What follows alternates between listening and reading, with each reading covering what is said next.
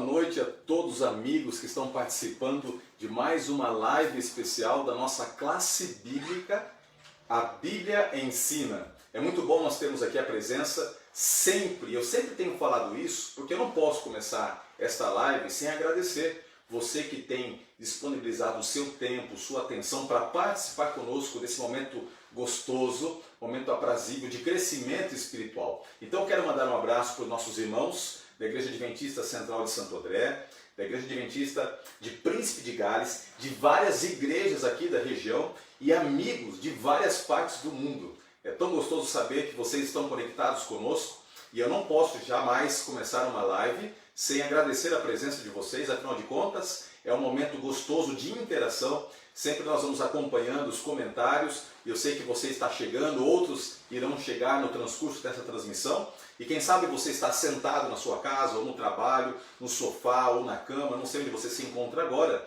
mas enfim, é o momento de você desligar-se das coisas que te cercam, quem sabe os problemas, as dificuldades, as notícias, tanta coisa que é passada para nós através das mídias, né? Mas agora é o momento para nós estarmos conectados com a Palavra de Deus, para encontrarmos descanso, paz, refrigério. É muito gostoso estarmos juntos nessa jornada. Lembrando que sempre os temas que nós estudamos, eles se encontram disponíveis na forma de PDF e também na forma de uma pesquisa que você pode ali ir preenchendo para a gente entender se você está captando realmente o ensinamento, se precisa de ajuda. E eu quero dizer que nós temos ligado para muitos de vocês, alguns poucos ainda não foram contactados, que estão ali preenchendo, e nós vamos entrar em contato com todos, absolutamente com todos. Então fique tranquilo, se alguém não ligou para você, vai ligar e nós vamos continuar essa conexão aqui desse canal nosso do Facebook, também com a Novo Tempo, muitos amigos, alunos que fazem cursos bíblicos na Novo Tempo e que estão também participando conosco através do nosso canal aqui do Facebook, ok? Quero também dizer para vocês, e aqui vai uma notícia especial, que hoje o nosso estudo ele vai ser um estudo em que o tema vai ser dividido em duas partes. Nós vamos começar um assunto e vamos terminar esse assunto na semana que vem, antes de nós analisarmos os outros assuntos. Então eu estou dividindo o assunto de hoje em duas partes, você já vai saber o porquê, tá bom? Está preparado? Já pegou sua Bíblia? Tá? Não pode faltar isso aqui. A Bíblia é fundamental, é com a Bíblia e através da Bíblia que nós podemos ser ensinados e extrair os ensinamentos da Palavra de Deus. Eu digo isso porque você vai ver aqui alguns textos, eu posso mencionar de maneira decor, outros eu posso aqui ler e você vai poder ler na sua casa, mas é imprescindível você entender que o objetivo desse estudo não é passar o ensinamento de uma igreja, não é passar o meu posicionamento pessoal, é extrair da Bíblia, tão somente da Bíblia, aquilo que Deus quer nos ensinar sobre o assunto em questão, ok? Então, por isso que nós partimos do pressuposto de sola escritura, ou seja, somente as escrituras, aprendemos as verdades bíblicas reveladas na Palavra de Deus. Nós já aprendemos tantas coisas, né? Fazendo aqui uma rápida recapitulação, nós estudamos sobre Deus, estudamos sobre a Bíblia, estudamos sobre o plano da salvação, como que entrou o pecado nesse mundo. Nós falamos também, entre outras coisas, sobre a gloriosa esperança da volta de Jesus. E hoje nós vamos abordar o plano que Deus tem para aqueles que estão dormindo. Nós vamos falar sobre também, entre outras coisas, sobre a morte e o que vai acontecer após a volta de Jesus. Portanto, você entrando ali na página do Facebook, você vai encontrar o estudo bíblico da morte. Mas hoje nós não vamos falar abertamente sobre a morte. Nós vamos falar sobre os 1000 anos, que também tem a ver com a morte. Nós vamos falar sobre a eternidade, a nova terra. Nós vamos aprender isso na Bíblia. E que já vai dar uma boa base para que na semana que vem, ao estudarmos sobre a morte, as coisas sejam mais claras na nossa mente. Ok? Você vai com certeza entender melhor o assunto específico sobre a morte se você estudar previamente a questão dos 1000 anos e também da nova terra e da eternidade, ok? Então, tendo isso posto, vamos começar nosso estudo. Aperte os seus cintos aí. É uma pena que eu não posso ver o seu rosto, mas eu queria, se tivesse o privilégio, de dar um abraço em cada um de vocês. Infelizmente nós não podemos, nesse contexto que nós estamos vivendo, mas é uma facilidade que nós temos de usar a internet para ter essa conexão. Vamos conversar com Deus? Então feche os seus olhos, vamos orar nesse momento. Senhor Deus, muito obrigado pela oportunidade que nós temos de mais uma vez estudarmos a Sua Palavra. O assunto que nós vamos estudar hoje é um assunto muito importante. Um assunto que mexe conosco e ao mesmo tempo que nos faz refletir, pensar sobre a vida, também coloca a esperança e a certeza de que até mesmo a morte não precisa ser o final de tudo, que há esperança para aqueles que estão em Cristo Jesus. Que essa esperança seja comunicada ao nosso coração. Nós oramos no nome do nosso amado Salvador. É no nome dele que nós oramos. Amém. Vamos lá então? Eu quero, antes de mais nada, dizer que, como pastor, como ministro do Evangelho, entre as muitas coisas que a gente tem a oportunidade de fazer nesta função, nós podemos acompanhar as fases da vida de uma pessoa. Então nós acompanhamos desde questão de nascimento, apresentação de crianças nas mãos de Deus, participamos de casamento, mas tem uma coisa que mexe muito comigo. Eu particularmente fico muito triste, me abala bastante, que é quando nós temos que tratar do assunto do falecimento de alguém. Quando alguém morre, parece que um pedacinho da gente é arrancado. Eu não sei se você já perdeu alguém que você ama. E quando a gente perde alguém, talvez só naquele momento a gente sente o impacto da dor que a morte traz ao nosso coração. Mas a palavra de Deus, quando ela vai apresentar para nós uma realidade que nos aguarda, que é a realidade da volta de Jesus, ela associa a volta de Jesus, a esperança que nós temos de um novo começo para esse mundo, com a resposta que Deus dará para a morte. Eu quero convidar você a abrir a Bíblia em João capítulo 5. Se você pode agora, leia comigo o Evangelho de João, capítulo 5. Nós encontramos aqui uma conversa que Jesus teve, explicando a sua missão, e essas palavras ficaram cravadas na história, se tornaram imortais e enchem nosso coração de esperança. João, o Evangelho de João, capítulo 5, a partir do verso 26, diz assim: Porque assim como o Pai tem vida em si mesmo, também concedeu ao Filho ter vida em si mesmo, e lhe deu autoridade para julgar, porque é o Filho do homem. Não vos maravilheis disto, porque vem a hora em que todos, presta atenção, todos os que se acham nos túmulos ouvirão a sua voz e sairão. Os que tiverem feito bem, para a ressurreição da vida, e os que tiverem praticado o mal, para a ressurreição do juízo. A Bíblia afirma de maneira direta que todos, absolutamente todos os que estão mortos, todos os que estão enterrados, todos os que estão dormindo, um dia irão ressuscitar. Um dia irão ressuscitar. Perceba que a nossa vida, ela é vivida intensamente nos anos que nós temos aqui na Terra. Mas o que Deus está dizendo é que a nossa vida não precisa se limitar, ser reduzida a apenas um período de 30, 40, 50, 60 anos. Pode ser muito mais do que isso. Então Deus diz assim, aqui Jesus Cristo está de maneira direta, palavra de Jesus. Ele diz assim, não vos maravilheis, porque vem a hora em que todos os que estão nos sepulcros sairão. Só que tem um detalhe. Isso precisa ficar muito claro na sua mente, tá? Mesmo você que talvez já tenha estudado várias vezes esse assunto, sempre é bom relembrar. O que precisa ficar claro para você? É de que nem todos terão a oportunidade de receber a vida eterna. Por quê? Terá apenas 2 grupos de pessoas. A Bíblia diz que uns participarão da ressurreição da vida e outros da ressurreição do juízo, da condenação. E por que eu estou colocando isso? Porque é comum, em nosso meio, nós temos pessoas que pensam assim, eu não preciso necessariamente me posicionar por Jesus. Eu posso estar aqui vivendo a minha vida com os meus valores, com a minha maneira de encarar as coisas que me cercam, sem me posicionar necessariamente ao lado de Jesus. Porque eu não faço o mal, eu não vivo do lado de Satanás. Acontece que Jesus ele foi muito direto em dizer o seguinte, quem comigo não ajunta, espalha. Quem não é por mim é contra mim. Em outras palavras, o que Jesus está dizendo é que não existe meio termo em se tratando de salvação. Ou você está com Jesus, ou você está contra Jesus. Ou você ajunta com Cristo, ou você espalha. Não tem como você ser neutro na história do grande conflito que envolve Cristo e Satanás. Não tem como ser neutro. Você precisa tomar um partido.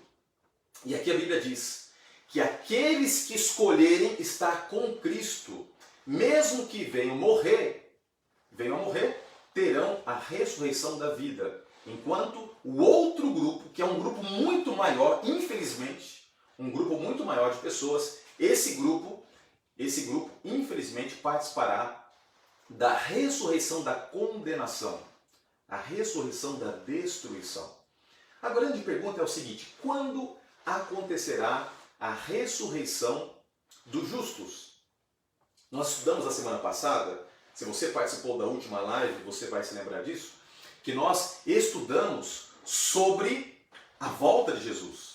E a grande pergunta que fica é a seguinte: o que vai acontecer depois da volta de Jesus? É verdade que muitas vezes nós estudamos e vemos, eu mencionei para vocês, mais de 2.500 versos na Bíblia falando sobre a volta de Jesus, mas a pergunta é: o que acontece após a volta de Jesus? Então, para você entender o que vai acontecer após a volta de Jesus, nós vamos ter que fazer uma viagem no tempo. É tão gostoso quando você tem a segurança em saber como as coisas vão terminar, não é verdade? Quando a gente está assistindo um filme, não sei se você gosta de assistir filme, de vez em quando assisto, e é interessante que quando você começa a assistir um filme, às vezes o início do filme, o enredo, é um enredo assim que nos deixa um pouco desconfortáveis, e a gente fica perguntando como é que vai terminar essa história. Agora, houve um tempo, e esse tempo não é mais o nosso tempo, em que a gente pegava fitas cassetes, né? É assim que funcionava. E se você adiantasse a fita lá para o final, você sabia como ia terminar. E às vezes eu gostava de fazer isso. Eu gostava de pegar a fita, adiantar, colocar lá no finalzinho para ver como termina, aí eu voltava para assistir tranquilo, já sei como vai terminar a história. Eu sei que pode ser um pouco estranho, né? Você ter um spoiler sendo feito por você mesmo do filme, mas por quê? Eu queria saber como terminaria a história. Em se tratando da Bíblia, a palavra de Deus nos mostra como a história vai terminar. E aqui está o bom recado de Deus. Ela vai terminar bem, em todos os sentidos. Bem porque o mal será destruído, vai terminar bem, porque Jesus vai recompensar os justos. E vai terminar bem, porque Deus está dando para você a oportunidade de desfrutar desse futuro glorioso, tá bom? E nós vamos ver agora então esse texto, que é um texto marcante. Nós lemos a semana passada, mas eu quero ler agora com um pouquinho mais de atenção, que está em primeira carta de Paulo aos Tessalonicenses, capítulo 4. Se você tem a sua Bíblia, abra comigo, primeira carta de Paulo aos Tessalonicenses, capítulo 4. Nós lemos o seguinte, primeira carta de Paulo aos Tessalonicenses, capítulo 4. Aqui Paulo, ele apresenta essa mensagem para a igreja. E a igreja de Tessalonicenses era uma igreja que estava, de certa forma, desanimando na fé. Porque muitos cristãos estavam morrendo. E ao eles estarem morrendo, alguns achavam que não haveria mais esperança para aqueles que estavam descansando. Então Paulo escreve, entre outras coisas, para corrigir esse pensamento que eles tinham sobre a morte. No capítulo 4, o verso 13, diz assim: não queremos, porém, irmãos, que sejais ignorantes com respeito àqueles que dormem. Olha que interessante. Como as coisas vão se juntando, como a Bíblia ela funciona com uma sincronia perfeita. A Bíblia está dizendo que aqueles que morreram estão dormindo. Jesus havia dito que a morte é um sono. O próprio Jesus disse que todos que estão dormindo um dia vão acordar. Alguns para a ressurreição da vida e outros para a ressurreição da morte. Vamos continuar. Ele está dizendo o seguinte: então não fiquem em desespero quando alguém morre. Se essa pessoa andou com Deus, se ela esteve na presença de Deus, há esperança. E ele continua dizendo o seguinte, no verso 14: porque se nós cremos que Jesus morreu e ressuscitou, assim também Deus, mediante Jesus, trará em sua companhia os que dormem. Aqui está falando da primeira ressurreição. O que a Bíblia está dizendo? Que um dia Deus trará novamente a vida, ressuscitará. Quem sabe o seu papai, a sua mamãe que está descansando em Cristo Jesus, quem sabe um irmão, um tio, uma tia, teu avô, tua avó, Sabe aquela pessoa que você sabe que andou na presença de Deus, mas que infelizmente não está mais contigo? A palavra de Deus está dizendo o seguinte, que você não precisa ficar desesperado. A Bíblia está dizendo que esses que estão dormindo, um dia vão ressuscitar. Vão acordar para ter a vida eterna. E quando vai acontecer isso? Verso 16. Porquanto o Senhor mesmo, dada a sua palavra de ordem, ouvida a voz do arcanjo, e ressoada a trombeta de Deus, descerá dos céus, e os mortos em Cristo ressuscitarão primeiro. Depois nós, os vivos, os que ficarmos, seremos arrebatados juntamente com eles entre as nuvens, para o encontro do Senhor nos ares. E assim estaremos para sempre com o Senhor. Consolai-nos, pois, uns aos outros com estas palavras. Olha que mensagem linda! Aqui Paulo está dizendo o seguinte, que quando Jesus voltar, e esse dia está chegando, ele virá com poder e glória, os anjos acompanhando Jesus, ele assentado no seu trono, no seu peito uma faixa, Rei dos Reis e Senhor dos Senhores, na sua mão o seu cetro de justiça, a terra estará tremendo a natureza diante da presença de Cristo.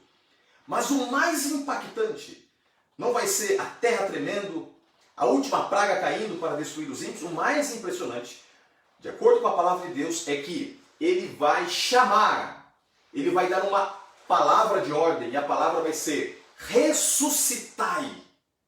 Ressuscitai. A hora que Jesus disser isso, não vai ser mais apenas Lázaro que ressuscitou, quando ele orando ao Pai, invocou a ressurreição de Lázaro. Naquele momento, todos os sepulcros, em todas as partes da terra, até locais em que não são cemitérios, em que as pessoas tementes a Deus foram ali lançadas. E é interessante um detalhe importante que eu quero aqui destacar. Deus é tão poderoso que ele não precisa de uma matéria pré-existente para trazer a vida. É provável que praticamente não existe mais nada de matéria orgânica dos primeiros habitantes que morreram confiando em Deus, Adão, Eva e outros tantos. Mas mediante a palavra de Deus, os corpos serão novamente formados. O mesmo Deus que pela sua palavra criou os céus e a terra, pela sua palavra vai trazer novamente a vida. E Paulo falando sobre isso, na primeira carta de Paulo aos Coríntios, capítulo 15, verso 51, diz assim, não vos maravilheis disto, porque vem a hora em que todos os que se acham nos sepulcros ouvirão a sua voz e sairão. E ele comenta sobre, vai ser no abrir e piscar de olhos. E ele diz assim o seguinte, porque é necessário que o nosso corpo corruptível seja revestido de incorruptibilidade, aquilo que é mortal seja revestido de imortalidade. Imagina agora a cena, os justos ressuscitando. Uma pessoa que morreu com 70, 80 anos, não vai ressuscitar com rugas, arqueado, velhinho, com bengala, não. A palavra de Deus diz que nós vamos ressuscitar totalmente transformados, tendo a mesma beleza, simetria, perfeição que Adão e Eva tinham antes do pecado. Nesse mundo existem homens e mulheres que são muito bonitos, que chamam a atenção pela beleza. Eu fico imaginando a beleza dos salvos, né? Dos justos. Quantas pessoas hoje gastam fortunas porque não conhecem isso? Em cirurgias plásticas, tentar arrumar, evitar que o tempo e o seu efeito destrutivo cause impacto, talvez emocional. Então as pessoas investem tanto dinheiro em cirurgias plásticas, onde a Bíblia diz que naquele dia nada disso vai ser necessário, porque mediante a palavra de Deus todos nós ressuscitaremos perfeitos, transformados, nenhum mais resquício, nenhum cabelo branco, nenhuma ruga, a perfeição de um jovem no seu apogeu de 20 anos. Agora imagine isso antes do pecado, como deveria ser o corpo de Adão e Eva. Assim todos os salvos vão ressuscitar. E o mais impressionante é que mesmo todos estando perfeitos, nós vamos reconhecer uns aos outros. Nós vamos reconhecer. Eu vou poder reconhecer minha vovó que descansa em Cristo, meu vovô, amigos meus que morreram, irmãos queridos na minha jornada com Cristo que descansaram. Vou poder reconhecer a todos. Só que não apenas os que morreram serão transformados, quem estiver vivo por ocasião da volta de Jesus e estiver com Deus. A palavra de Deus diz que naquele dia, Isaías capítulo 25, verso 9, que os salvos, os que estiverem vivos, vão olhar para cima e vão dizer: eis que esse é o Jesus a quem eu aguardava, na sua salvação exultaremos e nos alegraremos. Em outras palavras, eles vão dar pulos de alegria, vai ser uma festa incontida. Imagina a cena, famílias reunidas no dia da volta de Jesus, as crianças cantando, nossos olhos banhados de lágrimas, enfim estaremos vendo Jesus. Que coisa impressionante! E aí vem um ponto marcante. Nós que estivermos vivos, a palavra de Deus diz que também seremos transformados no abrir e piscar de olhos.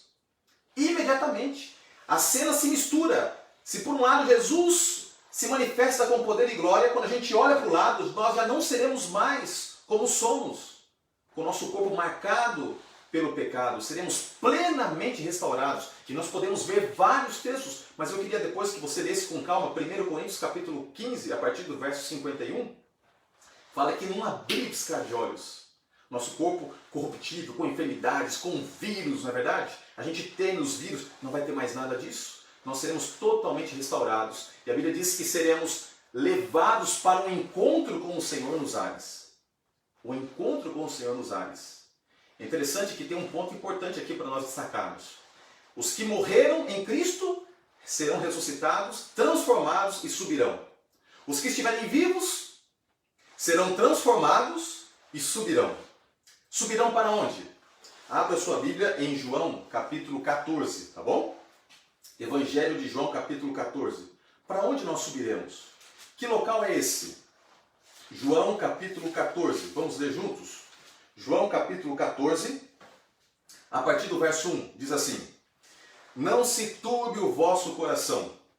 Credes em Deus, crede também em mim. Na casa de meu pai há muitas moradas. Se não fosse assim, eu vou-lhe teria dito, pois vou preparar-vos lugar.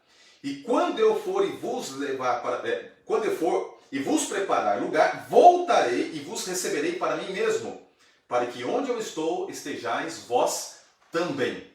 Existe uma coisa que nós precisamos entender. Por mais que isso seja estranho no meio filosófico, de acordo com a Bíblia, Deus é um ser espiritual, ele é um ser corporal, ele não depende do espaço físico, mas ele escolheu atuar, agir e habitar no espaço físico.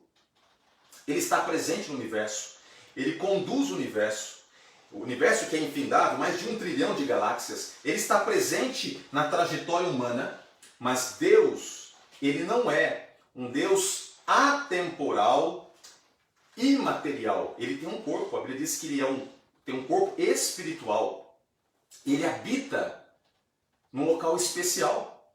Nós não temos acesso, e mesmo o homem com toda a sua gama de conhecimento, com tecnologias de ponta, jamais conseguirá, porque Deus não permitirá, ter acesso ao local em que está o trono de Deus no universo. Mas Deus habita no local. E esse local, de acordo com a Bíblia, é a Nova Jerusalém. Um local maravilhoso. Lá a Bíblia diz que Deus tem o seu trono, e do seu trono ele coordena todo o universo. Ele tem um local físico em que ele habita, e esse local é um local maravilhoso. E o interessante é que nesse local está Deus Pai, Deus Filho, Deus Espírito Santo. Os anjos também habitam nesse local. Mas Deus aqui está dizendo, através de Cristo Jesus, que está preparando um local para nós. Um local maravilhoso. Ele está construindo mansões. Está preparando casas inimagináveis. Eu não sei se você tem o sonho de ter uma casa própria. Eu vejo muitas pessoas que têm esse sonho de ter uma casa própria. Né? Tem pessoas que já têm várias casas e todos nós queremos ter o nosso cantinho. E pode ser que você passe a vida toda sem ter uma casa própria. Mas não se desespere, porque se você tem Jesus, você tem tudo. Eu vou mostrar para você daqui a pouquinho que pelo menos 2 casas você vai ter, pelo menos. Uma na Nova Jerusalém e a outra na Nova Terra. Nós vamos ver isso. O que Jesus está dizendo é que Ele está preparando moradas, Ele está preparando um local de habitação. Não é um local construído por mãos humanas. E esse local, com certeza, já está pronto.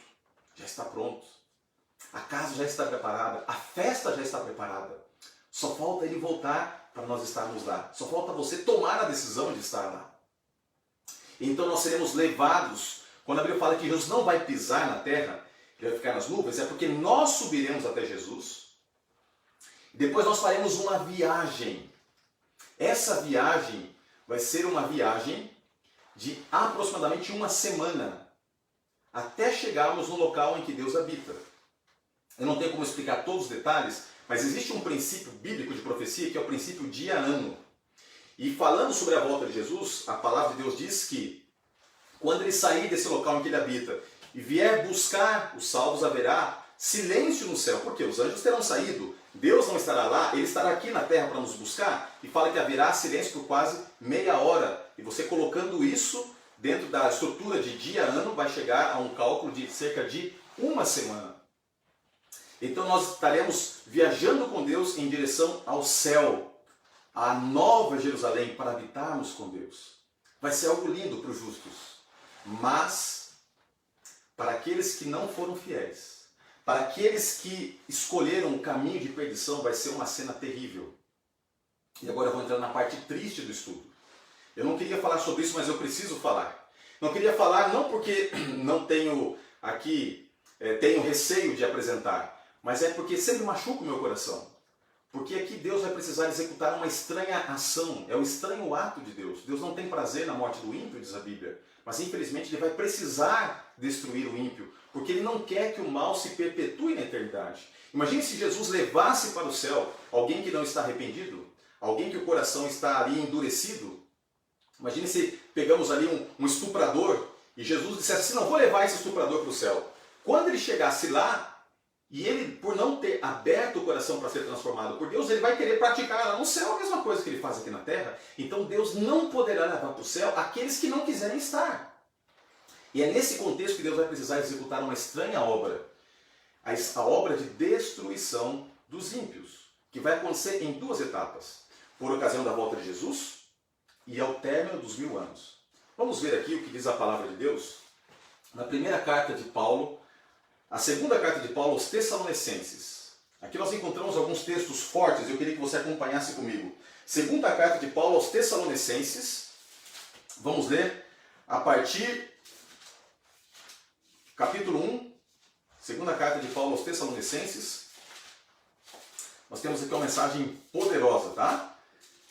Capítulo 1, verso 8, diz assim: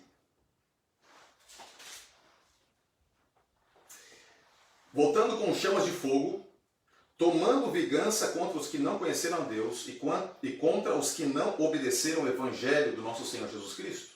Primeira afirmação, Deus vai nesse dia executar o seu juízo, vai ser um dia de juízo. Diz a palavra de Deus que Ele vai, nesse momento, tomar a frente para destruir.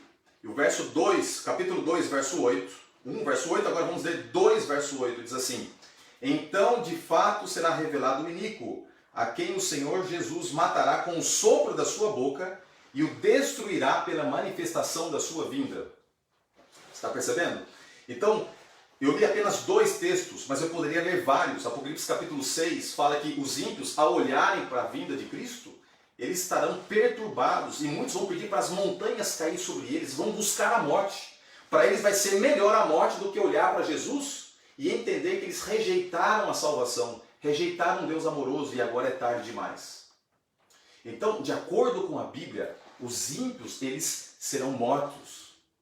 A própria glória de Deus, as pragas que estarão caindo sobre a terra vão aniquilar os ímpios.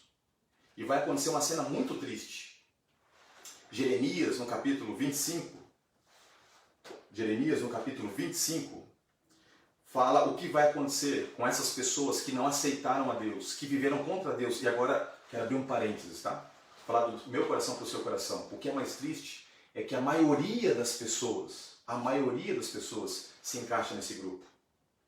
Aqueles que estarão em pé na presença de Deus são chamados de remanescente. Remanescente significa os poucos que sobraram, porque na sua grande maioria o mundo está contra Deus.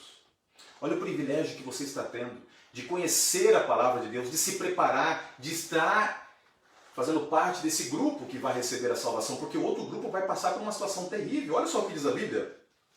Verso 31, Jeremias 25, verso 31 diz assim: chegará o estrondo até a extremidade da terra, porque o Senhor tem contenda contra as nações, entrará em juízo contra toda a carne, os perversos entregará a espada, diz o Senhor. Assim diz o Senhor dos Exércitos: eis que o mal passa de nação sobre nação. Verso 33. Os que o Senhor entregar à morte naquele dia, essa expressão naquele dia ou dia do Senhor, sempre está apontando para a volta de Jesus no Antigo Testamento. Então olha o que diz aqui. Naquele dia, Deus vai entregar muitos à morte. E eles ficarão estendidos de uma a outra extremidade da terra, desde Estados Unidos até Japão, do Ocidente ao Oriente, Brasil e assim afora. E diz assim, não serão sepultados, não serão recolhidos, serão como esterco derramado pela vaca no campo sobre a face da terra. Você já parou para pensar nessa cena? Os cadáveres espalhados sobre a superfície da terra. Jeremias diz que eles não serão sepultados, não serão pranteados. Corpos empilhados aos milhões, aos bilhões. Uma cena terrível. Deus mostrou essa cena para Jeremias e Jeremias escreveu dizendo que no dia do Senhor, se por um lado os justos estarão em festa e subirão para morar com Deus na Nova Jerusalém, os ímpios morrerão, ninguém vai ficar vivo. E aqui tem um problema muito sério com aqueles que ensinam que haverá 1000 anos aqui na Terra em que a vida vai continuar. Não existe isso, você não vai ter nenhuma base bíblica para indicar que durante os 1000 anos a vida continua normal aqui na Terra. De acordo com a palavra de Deus, durante os 1000 anos as pessoas estarão, os ímpios, mortos, os cadáveres espalhados. Vai ser uma cena terrível, uma cena tão impactante que vai afetar o próprio diabo. E agora você vai ver o que vai acontecer com Satanás durante esses 1000 anos. Abra sua Bíblia em Apocalipse capítulo 20. Agora a coisa vai ficando mais forte, viu? Aperta o teu cinto aí, se segura, porque agora a gente vai entrar num ponto fortíssimo aqui do estudo. Apocalipse capítulo 20. Apocalipse capítulo 20 diz assim, verso 1. Então vi descer do céu um anjo, tinha na mão a chave do abismo e uma grande corrente. Ele segurou o dragão, a antiga serpente, que se chama Diabo e Satanás, e o prendeu por 1000 anos. Olha que interessante. A Bíblia está dizendo que Satanás ficará preso aqui na terra por 1000 anos. 1000 anos. Olha o contraste. Durante esse período de 1000 anos, nós estaremos no céu. Nós estaremos com Jesus. Eu falo nós porque pela graça de Deus, eu e você estaremos, pela graça de Cristo, pelo sangue derramado de Cristo, nós estaremos com Jesus durante os 1000 anos. Você pode dizer amém aí?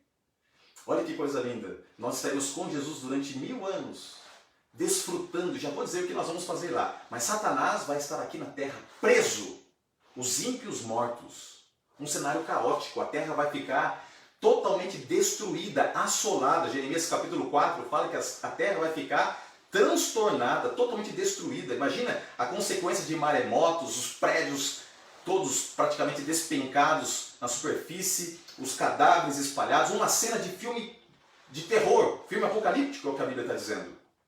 Satanás preso, não vai poder sair da terra, mas os justos estarão no céu. E no céu, com Cristo, nós poderemos fazer 3 coisas incríveis. A Bíblia fala que nós vamos viver e reinar com Cristo. Nós sofremos muito ao longo da nossa vida. A Nova Jerusalém vai ser um bálsamo. Sabe quando alguém sofre e pega o diploma? Aquilo é um alívio, porque ele sofreu para estudar, mas agora vem a recompensa. Ele vai desfrutar de uma vida profissional. Aquele diploma não tem preço, porque ele significa anos de entrega, de preparo. A nova terra, os 1000 anos no céu, são uma forma de Deus recompensar os justos, aqueles que venceram Satanás através do sangue do Cordeiro. Durante 1000 anos nós vamos viver e reinar. Nós vamos conhecer todos os cantos do universo. Nós vamos falar com os grandes homens de Deus. Nós vamos poder conhecer os grandes heróis bíblicos. Já pensou que coisa linda? Você poder conhecer Moisés, Abraão, Isaac, conhecer Daniel, conhecer Enoque, conhecer Elias. Já pensou que coisa linda?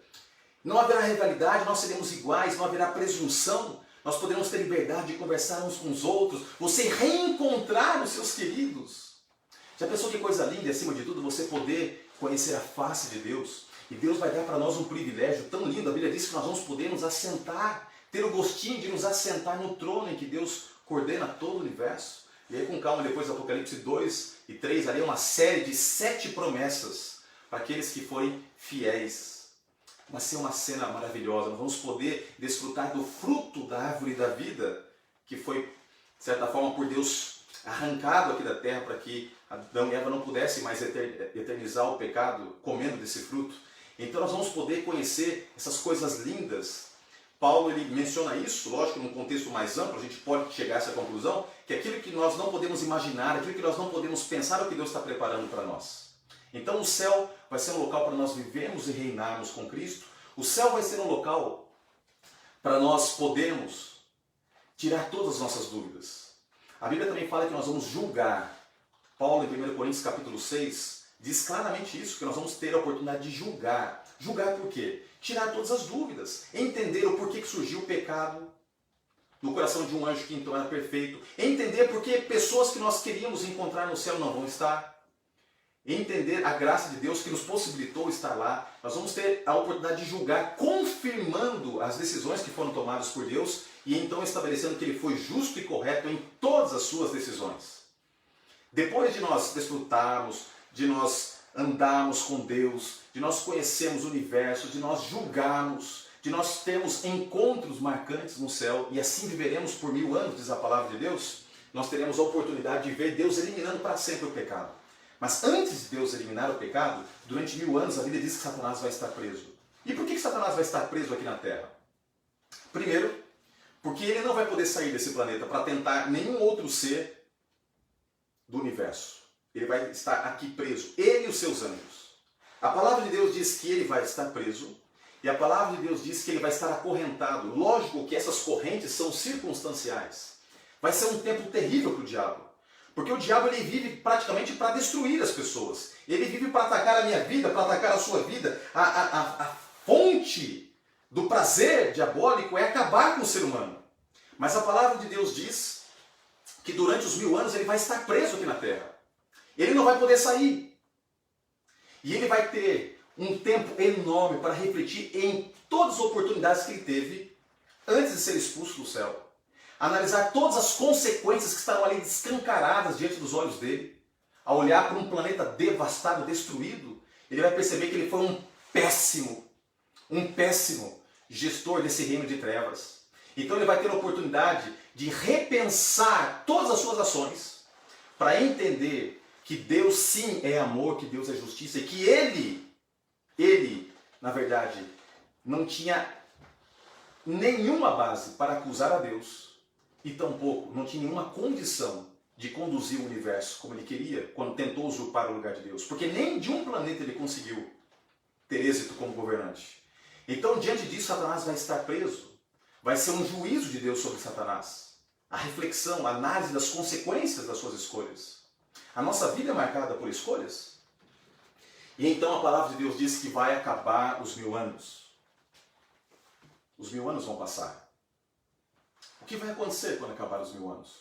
Vamos deixar a Bíblia responder. Leia comigo o que está escrito em Apocalipse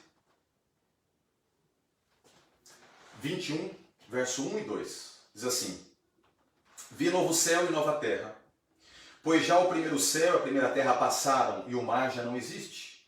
Vi também a santa cidade, a nova Jerusalém que descia do céu, da parte de Deus, preparada como uma noiva para o seu noivo. Volta um pouquinho e leia comigo agora o capítulo 20, verso 5. O restante dos mortos não reviveram até que se completasse os 1000 anos. Para eles, esta é a primeira ressurreição. Então, aqueles que não ressuscitarem na volta de Jesus, eles vão continuar mortos por 1000 anos. Aqueles que estiverem vivos, mas foram contra Deus, eles serão mortos pelo esplendor de Deus e vão estar assim, nessa situação, dormindo, mortos por 1000 anos. Mas quando acabar os 1000 anos, vai acontecer aquilo que Jesus mencionou e eu falei para vocês lá no começo do estudo, que tem 2 ressurreições. A ressurreição da vida acontece na volta de Jesus. A ressurreição da condenação, da destruição, acontece 1000 anos depois. Entre uma e outra, 1000 anos de diferença. E a palavra de Deus diz que após os 1000 anos, estes vão ressuscitar. E vai ser uma ressurreição terrível. Sabe por quê? Os que ressuscitarem nesse dia não vão ser transformados. Na primeira ressurreição da vida, nós vamos ser transformados, os justos serão totalmente amparados por Deus, a sua fisionomia será de glória, mas os ímpios, eles vão ressuscitar do jeitinho que eles morreram.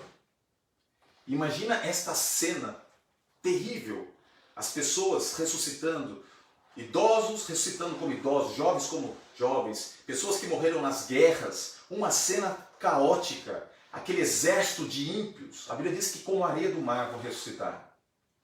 Obviamente que vai acontecer algo, verso 7. Quando, porém, se completarem os 1000 anos, Satanás será solto da sua prisão. Acabados os 1000 anos, Satanás vai ser solto da sua prisão. Por que ele vai ser solto? Por um motivo muito simples.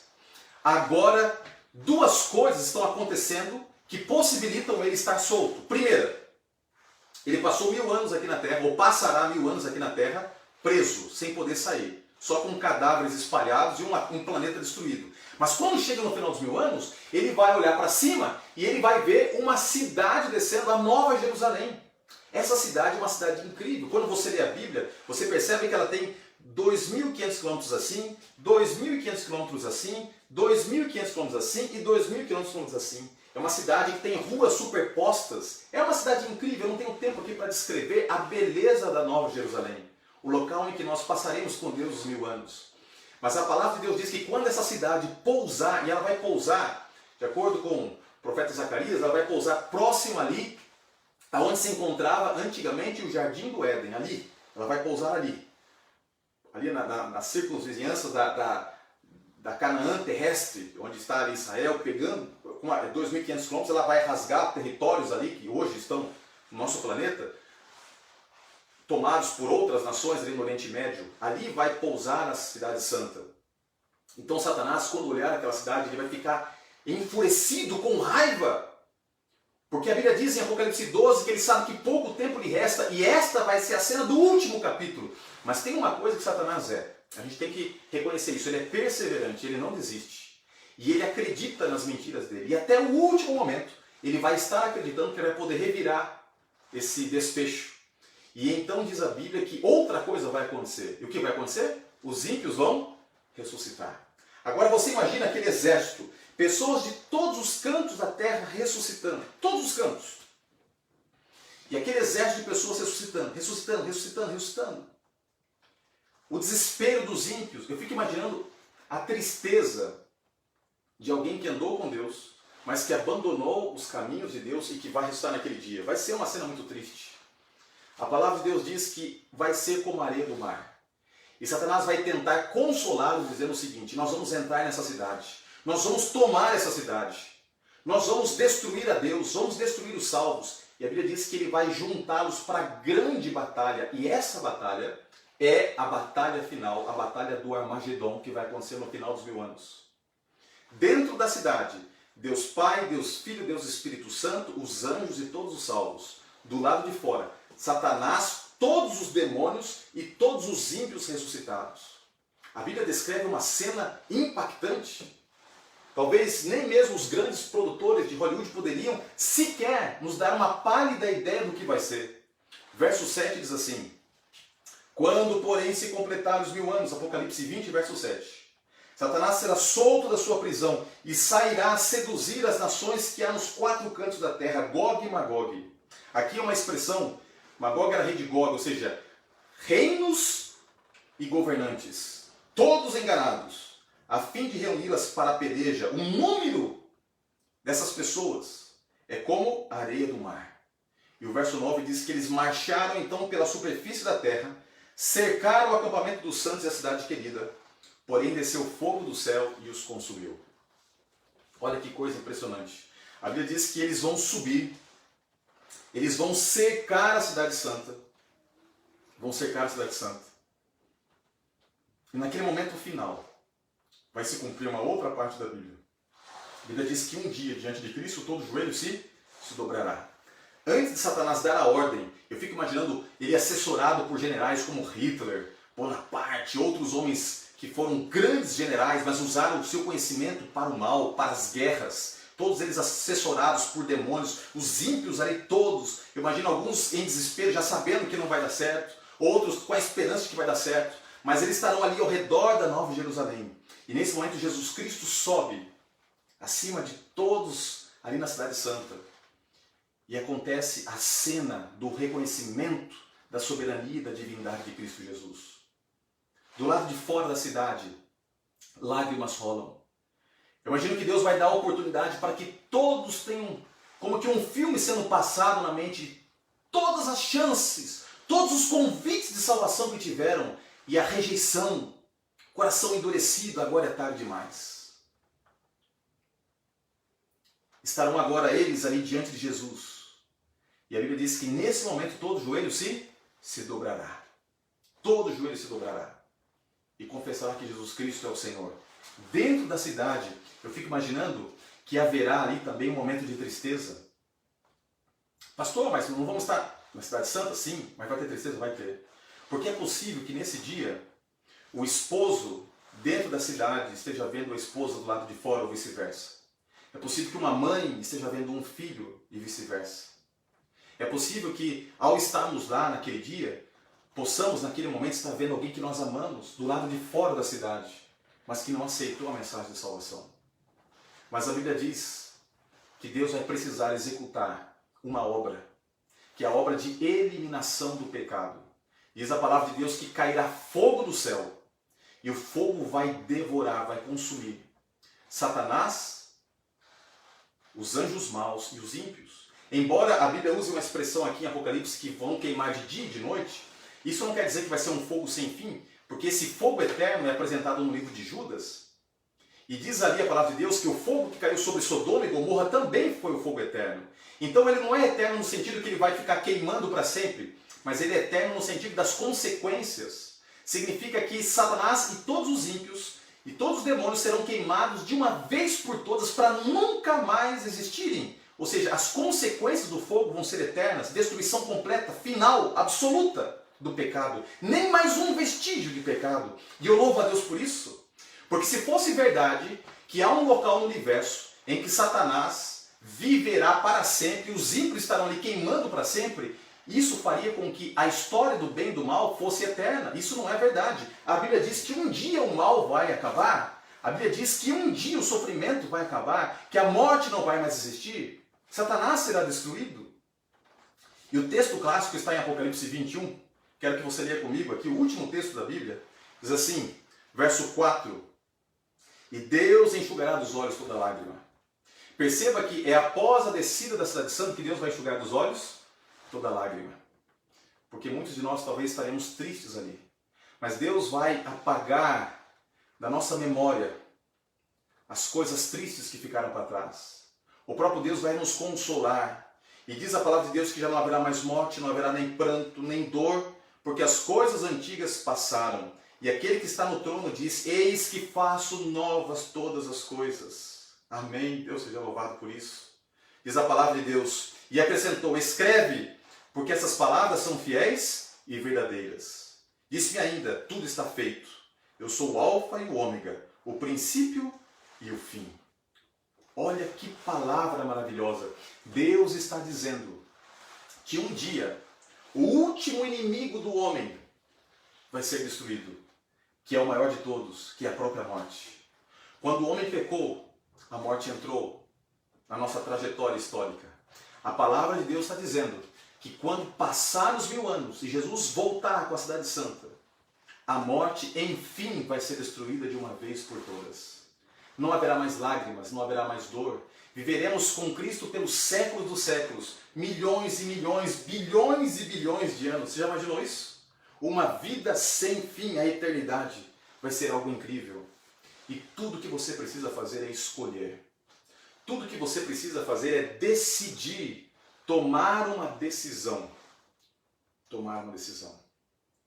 Por isso que no livro de Hebreus, capítulo 3, verso 7, diz assim, hoje, se ouvides a sua voz, não endureçais o vosso coração. A partir do verso 14, diz assim que o tempo da salvação é hoje. Porque a decisão que você toma hoje vai determinar de que lado você estará durante os 1000 anos ou de que lado você estará na eternidade. Este é o ensinamento bíblico. E eu queria falar sobre a morte, começando sobre os 1000 anos, para você entender uma coisa. A morte está com os dias contados. É o último inimigo que será vencido e vai ser vencido no final dos 1000 anos. E Jesus quer que você tenha o privilégio de se ver livre desse inimigo. É por isso que várias vezes ele dizia o seguinte, quando esteve aqui na terra. Quem crê em mim, ainda que seja morto, viverá. Eu sou a ressurreição e a vida. Eu sou o caminho, a verdade e a vida. Porque é somente através de Cristo que nós poderemos viver para sempre e para todo sempre. Como é que está o seu coração nesse momento? O seu coração, como o meu, ele vibra de alegria quando a gente estuda coisas como essa? Você está desejoso de passar não apenas os 1000 anos, mas passar a eternidade toda com Jesus? E é interessante que quando a cidade santa descer, o livro de Isaías, capítulo 65 e 66, diz que nós vamos poder ganhar de Deus uma parte aqui na terra, a nova terra, porque o fogo que vai destruir a terra vai purificar a terra e Deus vai criar um planeta lindo, perfeito, como era antes do pecado. E Deus vai dar para cada um de nós a oportunidade de construirmos casas, de plantarmos. Por isso que eu falei que nós vamos ter pelo menos 2 casas. Uma na Nova Jerusalém, em que estaremos com Deus semanalmente, e a outra no nosso cantinho de terra, onde nós vamos poder ali. A Bíblia diz que nós não vamos construir para que outros habitem e nem vamos plantar para que outros colham. Nós temos a oportunidade de fazer coisas inimagináveis, infindáveis pelos séculos dos séculos. Já pensou o que é isso? Viver 100, 200, 1 trilhão, 1 quadrilhão de anos, nunca mais ter fim. É por isso que eu fico tão triste quando vejo pessoas que trocam a eternidade por coisas tão pequenas. Tudo nessa vida passa. Tudo nessa vida passa. Deixa eu abrir meu coração com você. Nós estamos acabando aqui o estudo. O carro que você tem, você não vai ter ele para sempre. A casa que você tem, você não vai ter essa casa para sempre. As conquistas acadêmicas que você possa ter nessa vida, em algum momento não vão lhe servir para mais nada. Mas se você tiver Jesus, você tem tudo. Porque quem tem Jesus tem a vida eterna. Eu quero pedir para você fazer algo comigo agora, nesse momento. Eu vou falar aqui, você repete, tá bom? Diga comigo, tá? Participe comigo agora. Diga assim, Senhor Jesus. Pode dizer aí. Senhor Jesus, eu te aceito como meu Salvador. E eu quero passar a eternidade contigo. Pelo sangue derramado na cruz, eu tomo posse dessa promessa. Deus seja louvado. Posso orar por você? Após a oração, eu quero que você veja um clipe musical que eu vou colocar aqui. Não desliga, assista. Só mais 3 minutinhos de clipe. Mas esse clipe é muito gostoso porque a melodia nos faz ter a esperança desse dia maravilhoso que se aproxima como sendo o centro da nossa vida. Feche os seus olhos. Senhor Deus, obrigado porque Tua palavra mais uma vez falou no nosso coração. Um dia a morte vai ter um ponto final. Um dia nós estaremos para sempre libertos para viver por toda a eternidade ao seu lado. Um dia, Senhor, Satanás será destruído e nós poderemos ver a alegria de uma criação que regozija por toda a eternidade em meio a uma atmosfera de amor, e nós queremos estar lá. O Senhor já fez tudo o que era necessário para que nós estivéssemos. Enviou o seu Filho, Jesus Cristo, que morreu por nós. E agora o Senhor espera apenas que nós tomemos a decisão ao seu lado. Obrigado, Pai, porque eu tenho certeza que nessa noite alguém tomou a decisão. Alguém vai abandonar esse pecado escondido. Alguém vai recomeçar a vida ao teu lado. Eu tenho certeza, ó Pai, que o Espírito Santo nos dá essa segurança que a Tua palavra não vai voltar vazia. Alguém vai estar em pé na Tua presença para receber a salvação, porque nesse momento está tomando a decisão. Que Tua paz esteja sobre essa pessoa, que toma a decisão sobre esse irmão, sobre esse amigo que tomou a decisão de passar a eternidade ao seu lado. Em nome de Jesus. Amém. Nós vamos nos ver semana que vem, mas eu quero que você tenha agora a oportunidade de ouvir essa melodia e guardá-la no seu coração. É muito linda. Guarde essa melodia no seu coração.